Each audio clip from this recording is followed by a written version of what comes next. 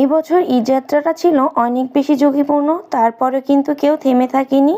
সবাই কিন্তু নারীর টানে বা তার পরিবারের সাথে ঈদ কাটানোর জন্য এই ঝুঁকি নিয়েও তার পরিবারের কাছে যায় শুধুমাত্র সবাই মিলে একসাথে ঈদ কাটানোর জন্য।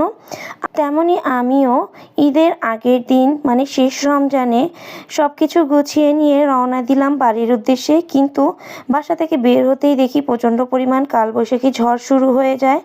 অনেক বেশি ধুলা ময়লা এসে চোখে মুখে পড়তেছিল, তা তো আমার ফেস দেখেই আপনারা বুঝতে পারছেন। তো অবশেষে আমি খুব কষ্টে গিয়ে বাসে উঠে যাই, আর বাসে ওঠার পরেই একদম বৃষ্টি শুরু হয়ে যায় আর অনেক পরিমাণ বজ্রপাত শুরু হয়ে যায়।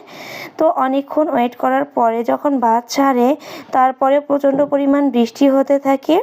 আর এই দিকে বৃষ্টির মধ্যে নদীর প্রকৃতি দেখতে কিন্তু অনেক বেশি ভালো লাগতেছিল, কিন্তু তারপরেও অনেক বেশি ভয় লাগতেছিল, কারণ প্রতিদিন অনেক খারাপ নিউজ দেখতেছিলাম সেজন্য। তো ভাগ্যিস আল্লাহর অশেষ রহমতে সুস্থ শরীরে গিয়ে আমাদের গ্রামের দিকে পৌঁছাই। আর বাসায় যেতে না যেতেই দেখি অলরেডি সন্ধ্যা হয়ে যায়।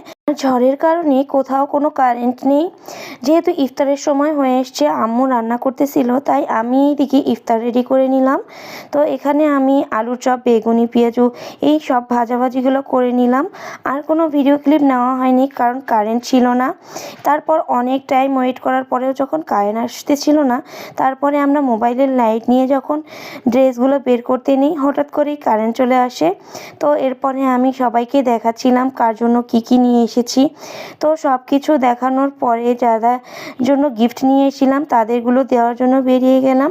তো সবাইকে গিফট দিয়ে বাসায় এসে আবার আমি মেহেদি পরাচ্ছিলাম আমার ভাইয়ের মেয়েটাকে। তো প্রত্যেক বছর অনেক বেশি ভিড় হয় মেহেদি পরার জন্য, যেহেতু এবছর আমি লেট করে এসেছি তাই তেমন কোনো ভিড় হয়নি, শুধু আমার ভাইয়ের মেয়েটাকেই পরিয়ে দিয়েছিলাম। এরপরে অনেক রাতে আমাদের যেহেতু 12টার পর হয়ে গেছিলো, গ্রুপ কলে সবাই আমরা মিলে কথা বলছিলাম, ঈদে সবাইকে উইশ করছিলাম। আর অনেক রাতে আমরা আমার ছোট ভাইটাকেও একটু মেহেদি পরিয়ে দিচ্ছিলাম, তো আম্মুকেও একটু পরিয়ে দিয়েছি জোর করে। তো এইভাবেই শেষ হয়ে গেল আমাদের চাঁদ রাত, আর অনেক বেশি আনন্দ করেছি, আতশবাজি ফুটিয়েছি। তো সব মিলিয়ে দিনটা বেশ ভালোই কাটলো আলহামদুলিল্লাহ। তো আপনারা কে কোন জায়গা থেকে আমার ভিডিওগুলো দেখছেন কমেন্টসে জানাতে একদম ভুলবেন না। আর আজকের ভিডিও ছিল এ পর্যন্তই। সবাই ভালো থাকবেন, সুস্থ থাকবেন। আল্লাহ হাফেজ।